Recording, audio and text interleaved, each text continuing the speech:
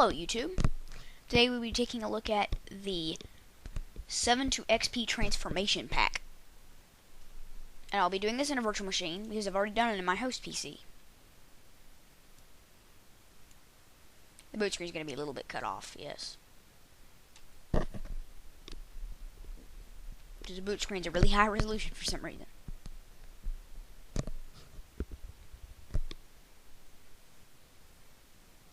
Not luckily. That doesn't take very long to boot up.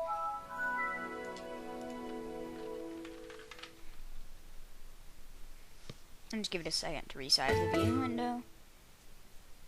Hang on.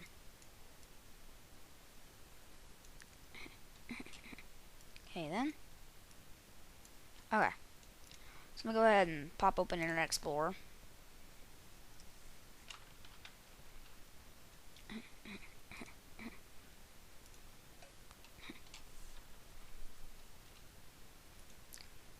Okay, so just hit on what the what just happened? I didn't ask it to do anything. Okay, so just type in 7 to XP pack.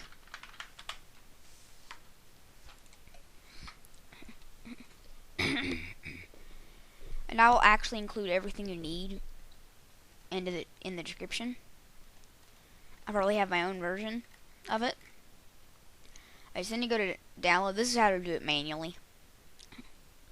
And let me go ahead and hit up WinRAR. No, I was hoping you would search for WinRAR. Genius.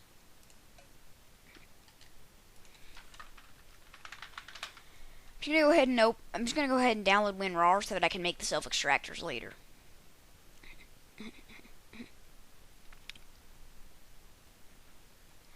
Oh, and I don't know if this will work on Windows 8. I'm actually going to be trying that later today, when I can actually get a Windows 8 virtual machine set up.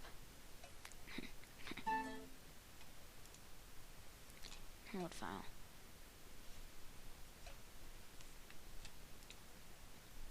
And yes, I know I'm using Internet Explorer, but the reason is I didn't bother to install anything because this is like I'm using VirtualBox snapshots to keep track of some stuff. So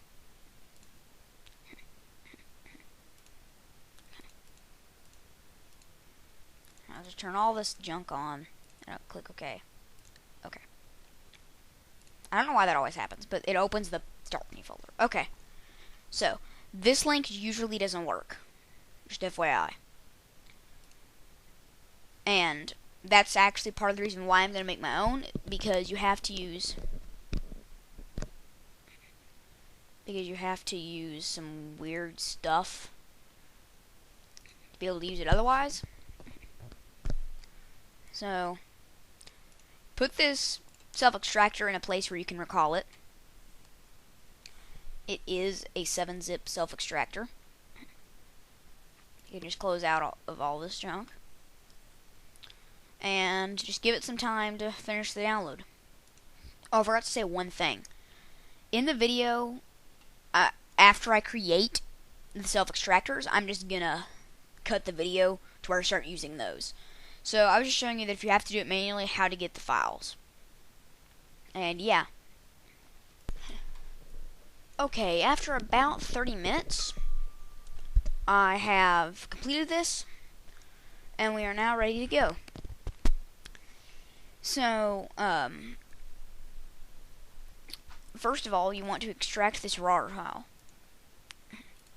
Just extract it anywhere you really want. Then when you open up the place you extracted them to, they're going to have a bunch of self-extractors in there. There's a file that says the installers are supposed to have line breaks. It's because, it's because some of the stuff didn't quite work right. Now, first of all, icon files, all icons by Microsoft. Now you've got your icons. Now, your screensavers, except, extract.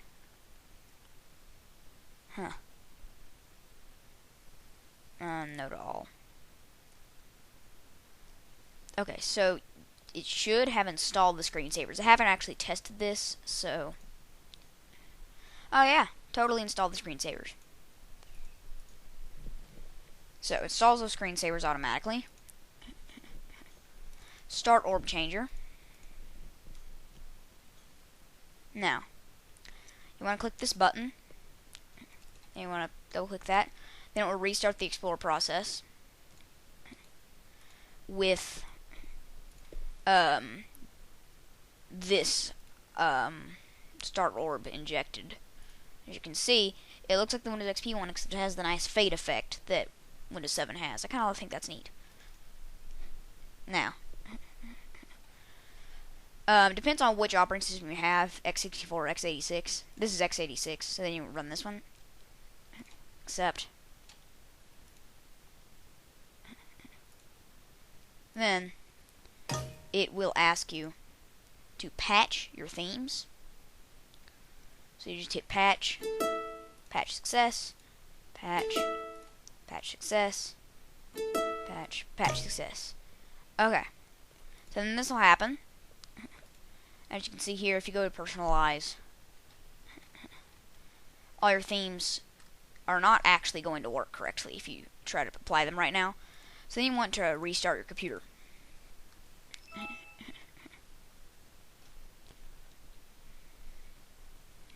And yes, this is a Dell OEM. That was just all I had, so.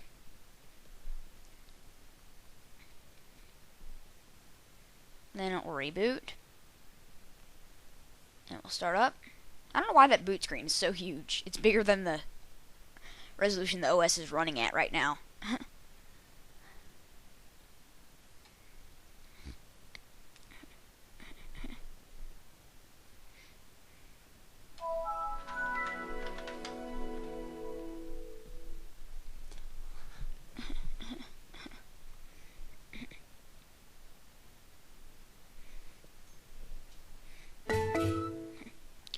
Okay, so there you go. Now, here's where stuff really starts to change. Now, so everybody loved the Royale themes. But also, many people loved the silver themes. So let's switch to them. Here they are, right here.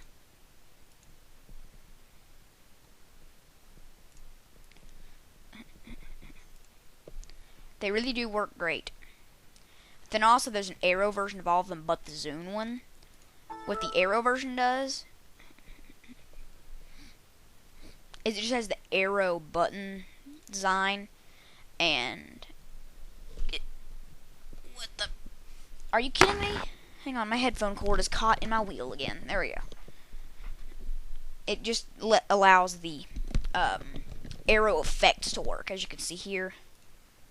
It's got that animation there. That's a little animation. Yeah, so that's kind of cool. Then there's the Luna one that everybody loved so much. As you can see here, there it is. Works great. And there's the Luna Arrow one. Then there's Royale.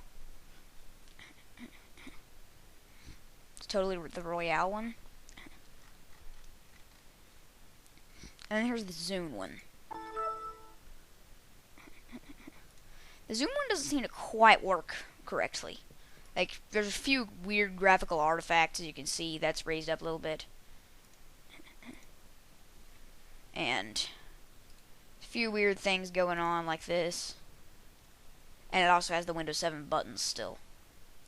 So there are a few strange graphical artifacts going on with this one. But let's use the Royale one, since I love it. Royale.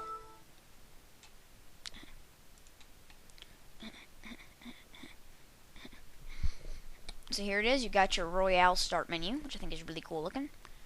Alright, so there you go. That part's done. I don't know why it keeps messing with my desktop. Okay. So, now that we finished the themes, go to wallpaper. This one is definitely going to ask you for user account control permission. because it's going to copy them directly to the Windows directory. Directly to the Windows directory. That sounds kind of funny. And see now,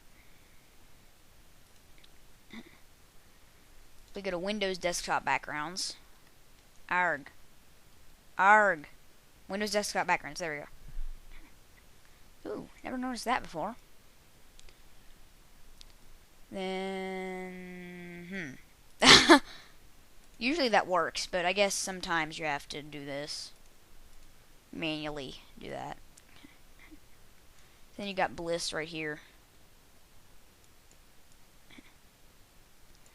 And here's the Windows Energy Bliss, which is actually with the Royale themes, I believe. Hang on, let me change that setting there. Oh my gosh, this is about to drive me nuts. The scroll wheel should not do that. Stretch. Alright, so there you go. There's that. The Windows XP sounds. It's also going to ask you for user account control permission, because it's going to copy it to the media folder in a Windows XP subdirectory. And I'm certainly not going to bother setting all the sounds because it takes forever, but just know that they're there. And by the way, if you want Windows XP mouse pointers, just set the cursor scheme to none. So that's kind of cool. Then XP logon screen. Install. And then it's going to stick it in right there, and then it's going to launch tweaks.com logon changer. Click change to logon screen. And then browse to the directory where it is. Then double click this one. And for some reason it thinks access is denied. I don't know what's up with that. Didn't have that problem before.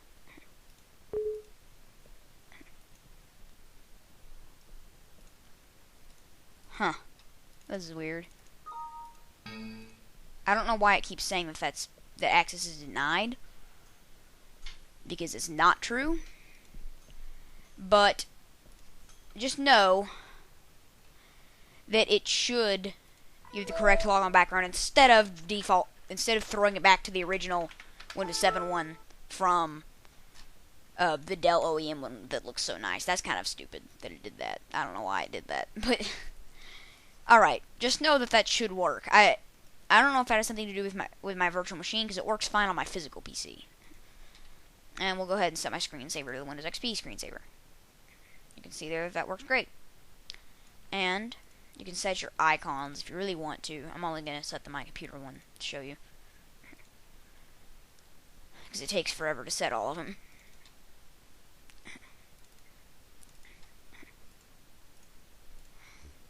The icons are there and they work. So there you go. Just the drive space icons in My Computer are a little glitchy, but they work. So, all that's left to do now is to shut down.